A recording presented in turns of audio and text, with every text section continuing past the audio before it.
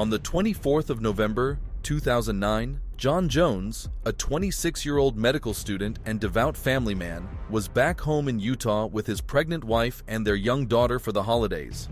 During the stay, he and a group of 10 other friends and family members arranged a trip down to the Nutty Putty Cave system.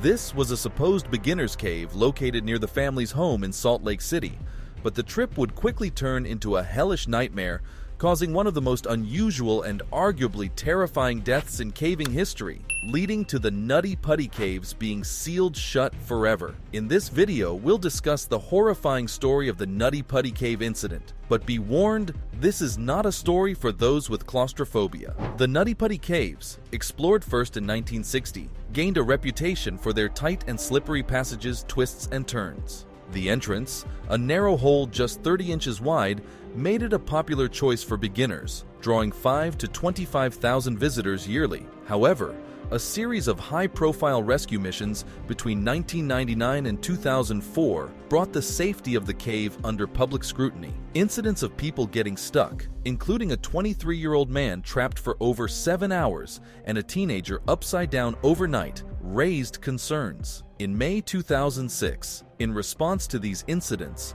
the Nutty Putty Cave entrance was gated and off-limits. For years, local cave explorers battled authorities threatening permanent closure. Officials argued that the cave was a ticking time bomb, predicting a fatal accident. In contrast, spelunking groups insisted on personal responsibility for safety. The debate, vividly expressed in comments and letters to local newspapers, revealed passionate opinions, with some opposing government intervention. A letter to Utah's oldest newspaper expressed frustration, saying, "I'm tired of the government deciding what is best for us." The conflict persisted until September 2007, when the caves were officially closed, attempting to stave off permanent shutdown with a new volunteer management team. Finally, in March 2009, the Nutty Putty Caves reopened with a fresh cave management plan. The new plan implemented a process requiring aspiring spelunkers to apply for a permit 21 days before their visit. They needed to agree to follow safety procedures, including having a minimum of 2 experienced cavers in each group. Under these rules, 26-year-old John Jones, his 23-year-old brother Josh Jones, and 9 others from their friends and family entered Nutty Putty Caves on November 24, 2009. Despite not having visited Nutty Putty Caves before, John and his brother had childhood experience exploring Utah's caves. John had even played the role of a trapped victim for the Utah Cave Rescue Team in his youth. However, there was debate about whether John and his brother qualified as experienced cavers for their group.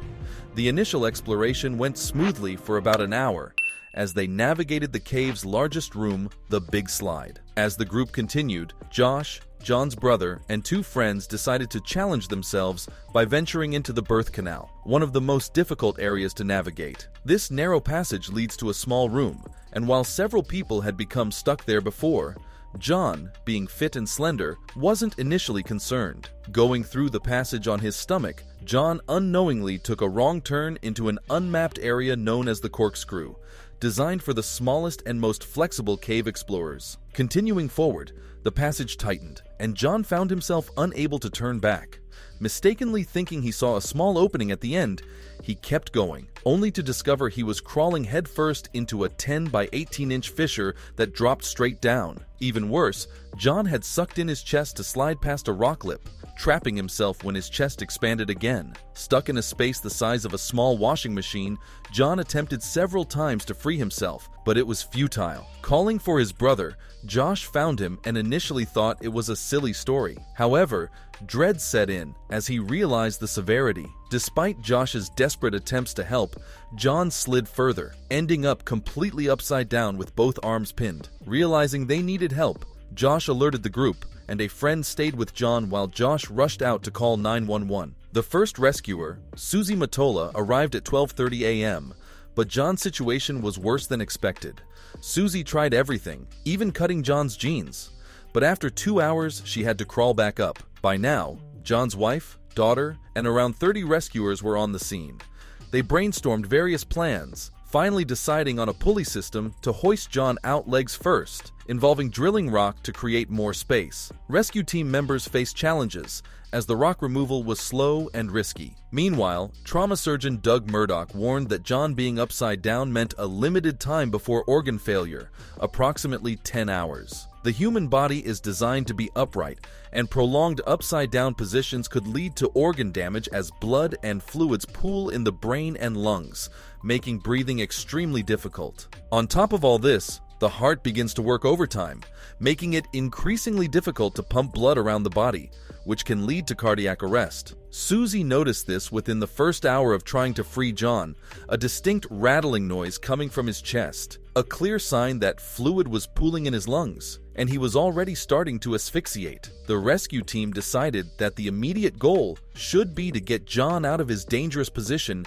to alleviate the pressure on his lungs. They immediately got to work installing the first system of ropes and pulleys, but several problems arose. John's legs and feet couldn't bend back around the curve of the shaft he had slipped into, and the lip of rock he had breathed in to slip past was catching on his chest. As one official put it, it was the worst possible place to be stuck.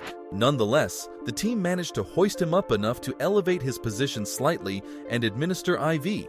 Unfortunately, just moments later, this first pulley system failed, and John slid back down into his original spot.